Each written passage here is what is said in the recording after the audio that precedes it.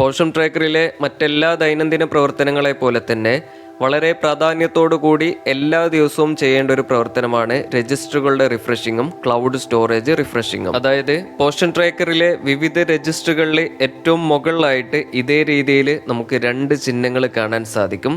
അതിൽ ഈ ഒരു ചിഹ്നം റിഫ്രഷ് ബട്ടനെയാണ് സൂചിപ്പിക്കുന്നത്. അതുപോലെ ഈ ഒരു ചിഹ്നം ക്ലൗഡ് സ്റ്റോറേജിനെയും സൂചിപ്പിക്കുന്നു. Beneficiary register, daily tracking, FRS form, AWC users തുടങ്ങിയ ഫോമുകളിലും രജിസ്റ്ററുകളിലൊക്കെയാണ് നമുക്ക് ഇത്തരത്തിലുള്ള റിഫ്രഷ് ബട്ടൺ കാണാൻ സാധിക്കുക.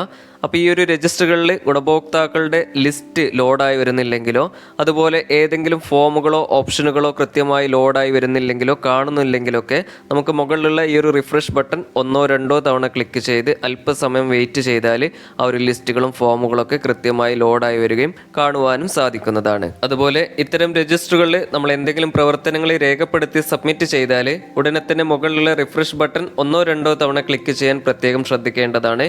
എന്നാൽ മാത്രമേ നമ്മൾ രേഖപ്പെടുത്തിയിട്ടുള്ള വിവരങ്ങൾ സമയാനുസൃതമായി അതാത് രജിസ്റ്ററുകളിൽ റിഫ്ലക്റ്റ് ആയി കാണുവാൻ സാധിക്കുകയുള്ളൂ. ഉദാഹരണത്തിന് ബെനിഫിഷ്യറി രജിസ്റ്ററിൽ നമ്മൾ പുതിയ ഗുണഭോക്താക്കളെ രജിസ്റ്റർ ചെയ്തതിനു ശേഷം അതുപോലെ ഗുണഭോക്താവിന്റെ പ്രൊഫൈലിൽ ഏതെങ്കിലും തരത്തിലുള്ള അപ്ഡേഷനുകളോ മാറ്റങ്ങളോ വരുത്തിയതിനു ശേഷം അതുപോലെ ഗുണഭോക്താവിന്റെ പേരിന് നേരെയുള്ള 3 കുത്തുകളിലെ ഡെലിവറി, അപ്പാർ ID, SNP, ഓപ്റ്റ് ഔട്ട് പോലെയുള്ള വിവിധ ഓപ്ഷനുകളിൽ ഏതെങ്കിലും കാര്യങ്ങൾ രേഖപ്പെടുത്തിയതിനു ശേഷം മുകളിലെ റിഫ്രഷ് ബട്ടൺ 1-2 തവണ ക്ലിക്ക് ചെയ്യാൻ പ്രത്യേകം ശ്രദ്ധിക്കണം. എന്നാൽ മാത്രമേ നമ്മൾ രേഖപ്പെടുത്തിയിട്ടുള്ള വിവരങ്ങൾ രജിസ്റ്ററുകളിലും അതുപോലെ തന്നെ ഗുണഭോക്താവിന്റെ പ്രൊഫൈലിലും കൃത്യമായിട്ട് റിഫ്ലക്റ്റ് ആയി കാണുവാൻ സാധിക്കുകയുള്ളൂ. സമാനമായ രീതിയിൽ തന്നെ ഡെയിലി ട്രാക്കിങ്ങിൽ അങ്കണവാടി ഓപ്പണിംഗ്, അതുപോലെ അറ്റൻഡൻസ്, മോർണിംഗ് സ്നാക്സ്, HCM, അതുപോലെ THR വിതരണം തുടങ്ങിയ പ്രവർത്തനങ്ങൾ രേഖപ്പെടുത്തിയതിനു ശേഷം മുകളിലുള്ള റിഫ്രഷ് ബട്ടൺ 1-2 തവണ ക്ലിക്ക് ചെയ്യാൻ പ്രത്യേകം ശ്രദ്ധിക്കേണ്ടതാണ്. രജിസ്റ്ററുകൾ റിഫ്രഷ് ചെയ്യുന്നതോടൊപ്പം തന്നെ റിഫ്രഷ് ബട്ടന്റെ തൊട്ടു സൈഡിലായി കാണുന്ന ഈ ഒരു ക്ലൗഡ് സ്റ്റോറേജും നമ്മൾ പ്രത്യേകം ശ്രദ്ധിക്കേണ്ടതുണ്ട്. അതായത് പോർഷൻ ട്രാക്കറിലെ ഭൂരിഭാഗം പ്രവർത്തനങ്ങളും ഇന്റർനെറ്റിന്റെ സഹായത്തോടു കൂടിയാണ് നമ്മൾ രേഖപ്പെടുത്തുന്നത്. എന്നാൽ ഡെയിലി ട്രാക്കിംഗ്, THR വിതരണം തുടങ്ങിയ പ്രധാനപ്പെട്ട പ്രവർത്തനങ്ങൾ ഇന്റർനെറ്റിന്റെ അഭാവത്തിലും യാതൊരുവിധ തടസ്സവും കൂടാതെ ഓഫ്ലൈനായിട്ട് ചെയ്യുന്നതിന് വേണ്ടി സജ്ജീകരിച്ചിട്ടുള്ള ഒരു സംവിധാനമാണ് ഈ ഒരു ക്ലൗഡ് സ്റ്റോറേജ്. അപ്പോൾ ഇവിടെ നിങ്ങൾ പ്രധാനമായിട്ടും അറിഞ്ഞിരിക്കേണ്ട കാര്യങ്ങൾ, ക്ലൗഡ് സ്റ്റോറേജ് ഒരു താൽക്കാലിക സ്റ്റോറേജ് സംവിധാനമാണ്.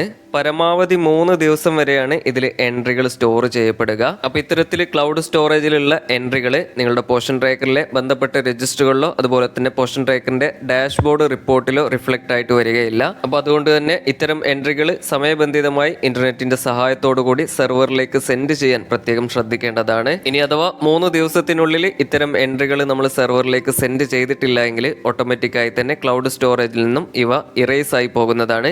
പിന്നീട് ഇവ നിങ്ങളുടെ രജിസ്റ്ററിലോ അതുപോലെ തന്നെ ഡാഷ്ബോർഡിലെ റിപ്പോർട്ടിലോ റിഫ്ലക്റ്റ് ആയിട്ട് വരുന്നതല്ല. അപ്പോൾ അതുകൊണ്ട് തന്നെ എല്ലാ ദിവസവും രജിസ്റ്ററുകൾ റിഫ്രഷ് ചെയ്യേണ്ടതും അതിനോടനുബന്ധിച്ച് ക്ലൗഡ് സ്റ്റോറേജ് പരിശോധിക്കേണ്ടതും ക്ലൗഡ് സ്റ്റോറേജിൽ പെൻഡിങ് ആയിട്ടുള്ള എൻട്രികൾ കൃത്യമായി തന്നെ സെർവറിലേക്ക് സെൻഡ് ചെയ്യാൻ പ്രത്യേകം ശ്രദ്ധിക്കേണ്ടതുമാണ്. സാധാരണ ക്ലൗഡ് സ്റ്റോറേജിന് മുകളിലായിട്ട് നമുക്ക് ഇതേ രീതിയിൽ 0 എന്ന നമ്പർ ആയിരിക്കും കാണാൻ സാധിക്കുക.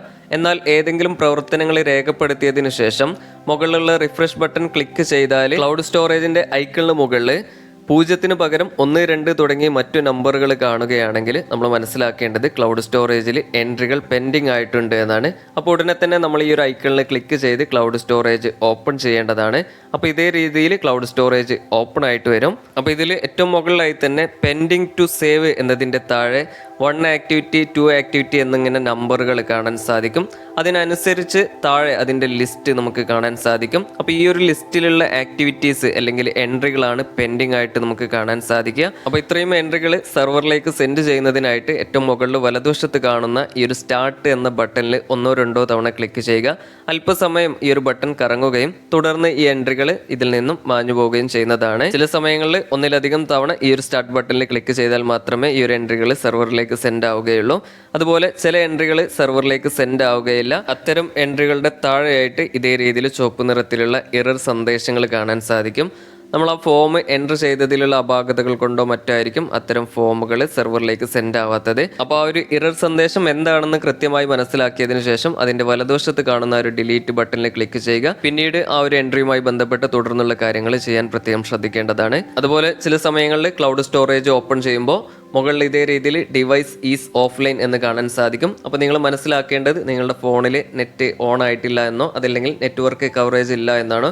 അപ്പോൾ ഇങ്ങനെ കാണുകയാണെങ്കിൽ നിങ്ങൾ കൃത്യമായിട്ട് ഇൻ്റർനെറ്റ് കണക്ട് ചെയ്തതിന് ശേഷം മാത്രം ഈ മുകളിലുള്ള സ്റ്റാർട്ട് ബട്ടണിൽ ക്ലിക്ക് ചെയ്യാൻ പ്രത്യേകം ശ്രദ്ധിക്കേണ്ടതാണ്. അപ്പോൾ ഇത്തരത്തിൽ സ്റ്റാർട്ട് ബട്ടണിൽ ക്ലിക്ക് ചെയ്ത് മുഴുവൻ എൻട്രികളും സെർവറിലേക്ക് സെൻഡ് ചെയ്താൽ ഇതേ രീതിയിൽ നോ പെൻഡിങ് റെക്കോർഡ്സ് ഫൗണ്ട് എന്നായിരിക്കും കാണാൻ സാധിക്കുക. അപ്പോൾ നിങ്ങൾ എല്ലാ ദിവസവും രജിസ്റ്ററുകൾ റിഫ്രഷ് ചെയ്യേണ്ടതും ക്ലൗഡ് സ്റ്റോറേജ് കൃത്യമായി പരിശോധിച്ച് പെൻഡിങ് ആയിട്ടുള്ള ആക്ടിവിറ്റികൾ സെർവറിലേക്ക് സെൻഡ് ചെയ്യാൻ പ്രത്യേകം ശ്രദ്ധിക്കേണ്ടതാണ്. അതല്ല എങ്കിൽ നിങ്ങൾ രേഖപ്പെടുത്തിയിട്ടുള്ള പ്രവർത്തനങ്ങൾ നിങ്ങളുടെ പോഷൻ ട്രാക്കറിലെ രജിസ്റ്ററുകളിലും പോഷൻ ട്രാക്കറിലെ ഡാഷ്ബോർഡ് റിപ്പോർട്ടുകളിലും കൃത്യമായി റിഫ്ലക്റ്റ് ആയി വരാതിരിക്കാൻ സാധ്യതയുണ്ട്. അപ്പോൾ അതുകൊണ്ട് തന്നെ നിങ്ങൾ ഈ കാര്യം പ്രത്യേകം ശ്രദ്ധിക്കേണ്ടതാണ്.